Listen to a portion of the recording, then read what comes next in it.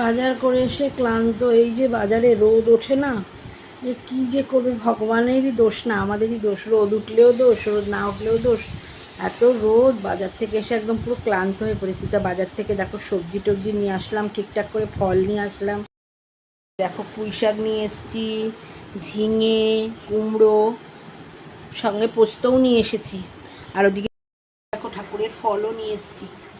বাজারে যাওয়াই মানে আমার একটু সবজি এগুলোই আনতে যাওয়া মেন।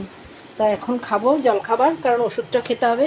তা আজকে করে নিয়েছি আলু ভাজা, একটু মুড়ি দিয়ে খাবো। রোজই না একই ওই রুটি পরোটা লুচি এসব আর ভালো লাগে না, একটু অন্য ধরনের টিফিন হলে ভালোই লাগে। সকালের টিফিন তো যা হোক তা হোক করে চললেই হলো, একটু মোটামুটি ওষুধটা খাওয়ার জন্য। তা আজকে আলু ভাজা করে দিয়েছে, আলু ভাজা দিয়ে মুড়ি দিয়ে খাবো। এই হচ্ছে আজকের টিফিন।